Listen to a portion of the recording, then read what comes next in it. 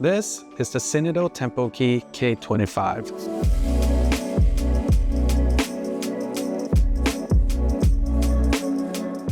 It's a new MIDI keyboard from the company behind the Synido Tempopad that I reviewed a while back, and you can see that video from the link right here.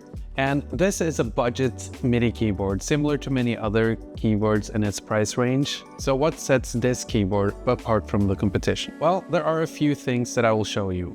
But first, let's take a look at some of the key features of this keyboard. Now, the Synido Tempokey is a 25-key keyboard that ranges over 2 octaves. It has 8 drum pads and 8 assignable knobs. It's got a pitch shift strip and a modulation strip, as well as some assignable transport controllers. In other words, it has everything you need for a basic music production setup. And it also has a few surprisingly useful features as well. Now first, let's look at all the inputs and outputs. It has some standard things and some things we don't normally see in these kinds of MIDI keyboards. So it has an input for a sustain pedal, it has a MIDI 3.5mm output, and it has a USB-C connection for MIDI transfer and power supplies. But unlike most other MIDI keyboards in this price range, it also has a separate 5-volt power supply. Maybe at first you don't really get the point of having an additional power supply when the keyboard already receives power through USB-C, but there are a few areas where this is extremely useful. Now, if you're using this keyboard with a computer or a tablet, all you need is one USB-C cable. However, for certain DAW-less applications, you might actually need an additional power supply. If, for example, you're connected via USB to a groovebox or a synth that doesn't provide power through the USB, you'll need an external power supply or run it through some sort of MIDI interface that also provides power. And if you don't have a MIDI interface available, you can simply just use the included 5-volt power cable and power the keyboard that way. The way I usually use it is I just connect it to a power bank and then immediately I have power to run the keyboard. I also love that it has a designated MIDI port. It just makes it a little easier to set up a DAW-less setup because a lot of grooveboxes and synths have MIDI ports and not all of them have USB connectivity. For example, like this Moog Mother 32. So being able to just pop a MIDI cable straight in is a big time saver.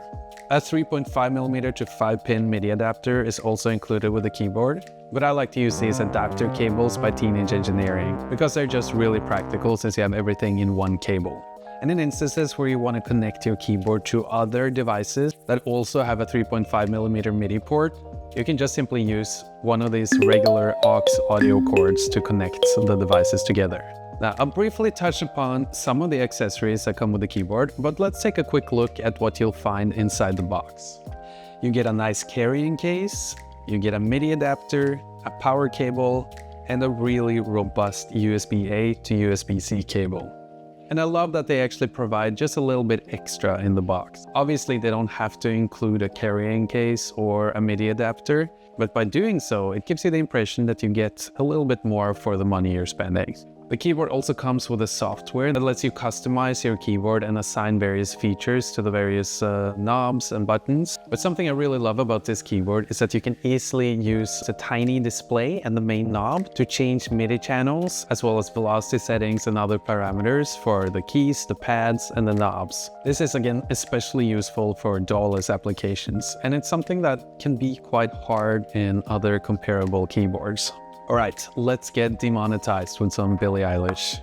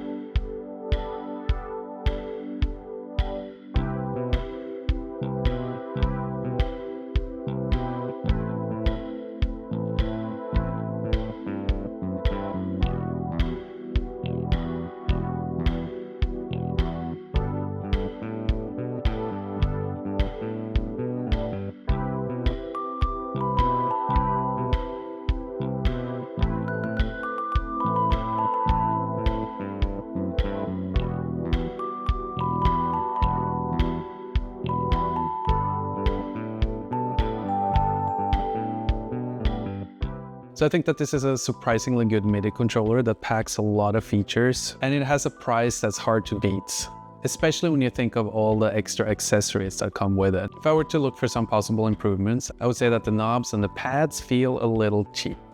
I haven't had any problems with it, but you can feel that they don't really have that premium feel, if you know what I'm saying. But aside from that, this keyboard has been a great keyboard for me so far. So what do you think? Is this a keyboard that's appealing to you? Also, if you'd like, you could leave a comment about what your favorite MIDI keyboard is in the comment section below.